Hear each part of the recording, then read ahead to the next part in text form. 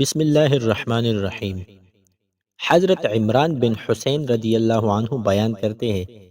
ایک مرتبہ رسول اکرم صلی اللہ علیہ وسلم نے دوران سفر اپنے قافلے کے ساتھیوں کو قریب کیا اور بلند آواز سے یہ آیت تلاوت کی: یا ایہا الناس اتقوا ربکم ان زلزلۃ الساعۃ شیء عظیم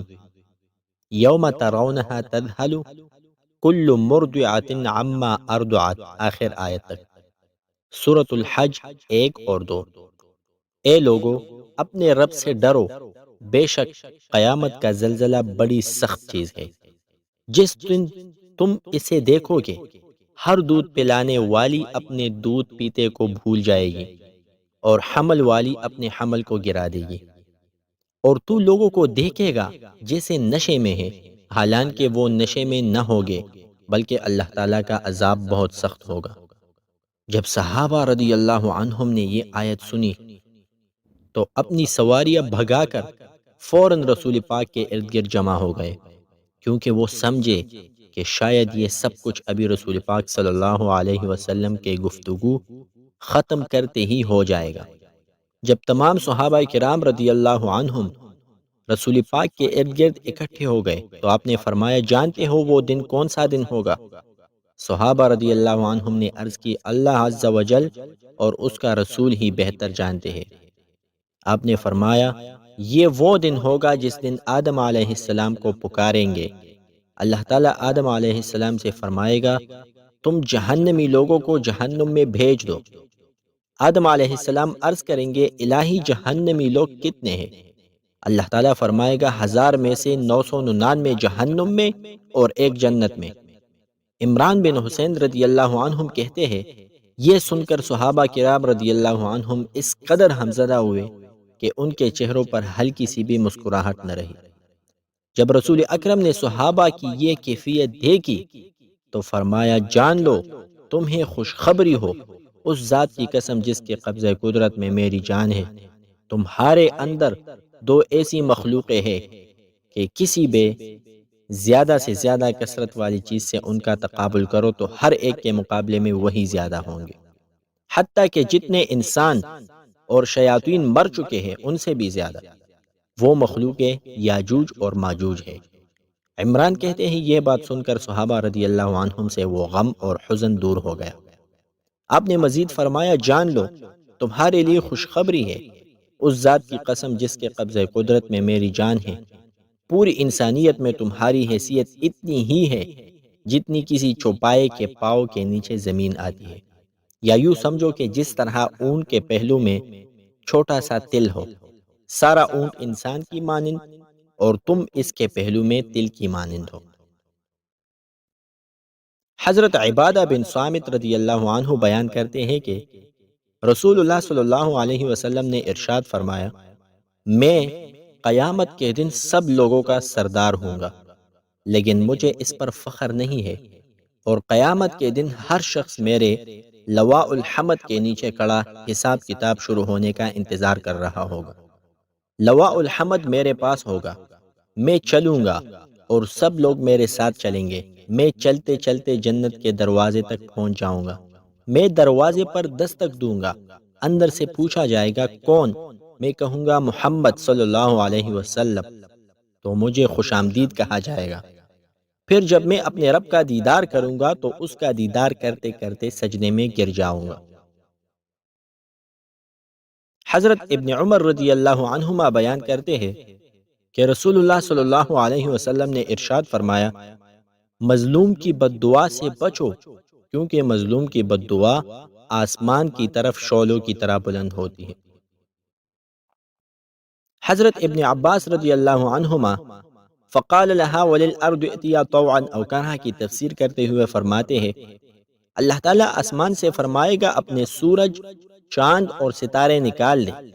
اور زمین سے کہے گا اپنے دریاؤں کو توڑ دے اور اپنے پھلوں کو نکال دے، تو زمین و آسمان عرض کریں گے، ہم نے اطاعت کرتے ہوئے یہ کام کر دیے۔ حضرت مسلم بن یسار جہنی رضی اللہ عنہ بیان کرتے ہیں، عمر بن خطاب رضی اللہ عنہ سے اس آیت وَإِذْ أَخَذَ رَبُّكَ مِن بَنِي آدَمَ آخر آیت تک سے متعلق دریافت کیا گیا۔ تو آپ نے فرمایا رسول اللہ صلی اللہ علیہ وسلم سے بھی یہی سوال کیا گیا، تو آپ نے جواباً فرمایا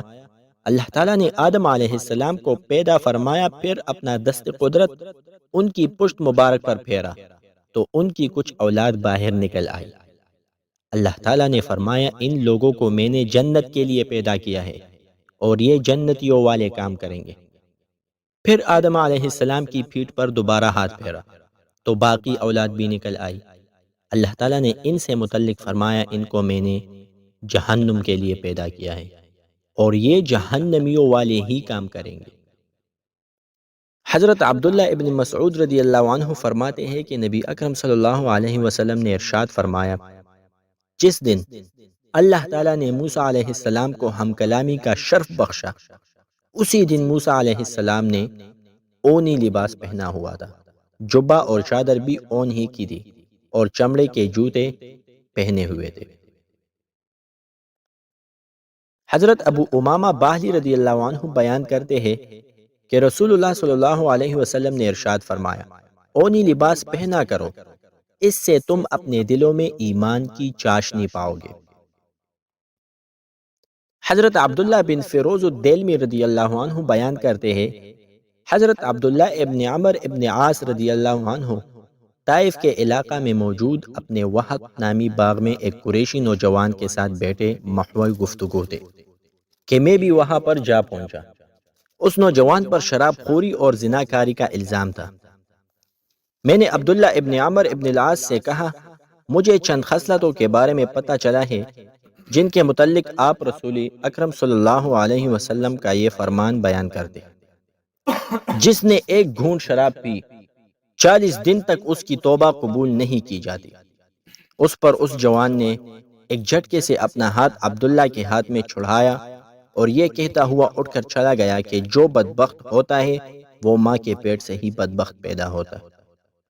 اور جو شخص بیت المقدس میں نماز پڑھنے کی نیت سے گھر سے نکلے وہ گھر سے نکلتے ہی گناہوں سے ایسا پاک صاف ہو جاتا ہے گویا کہ آج ہی ماں کے پیٹ سے باہر نکل آیا۔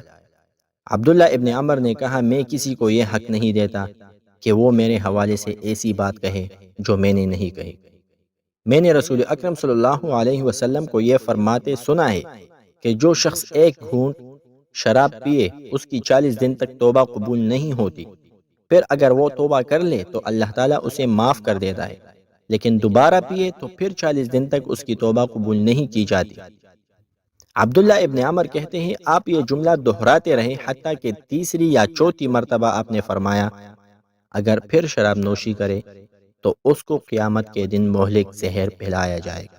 مزید فرماتے ہیں میں نے رسول اللہ صلی اللہ علیہ وسلم کو یہ بھی فرماتے ہوئے سنا ہے کہ اللہ تعالیٰ نے مخلوق کو اندھیرے میں پیدا کیا ہے، پھر ان پر اپنا مخصوص نور ڈالا، اس دن جس پر ذرا سا بھی نور پڑ گیا وہ دنیا میں ہدایت پائے گا، اور جو شخص اس نور سے محروم رہا وہ دنیا میں گمراہ ہوگا۔ اسی لیے میں کہتا ہوں کہ جو کچھ ہے اللہ کے علم میں ہے، اور اس کے علاوہ قلم خشک ہو چکا ہے، اور میں رسول اللہ صلی اللہ علیہ وسلم کو یہ فرماتے ہوئے بھی سنا ہے کہ حضرت سلیمان ابن داؤد علیہ السلام نے اللہ تعالیٰ سے 3 چیزیں مانگی تھی، اللہ تعالیٰ نے 2 چیزیں انہیں دے دی ہے، یہ بات تو پکی ہے، جبکہ ہم یہ بھی امید رکھتے ہیں کہ اللہ تعالیٰ نے تیسری بھی ان کو دے دی ہوگی۔ نمبر 1 اللہ تعالیٰ سے اس کی خاص حکمت مانگی، اللہ تعالیٰ نے عطا کر دی۔ نمبر 2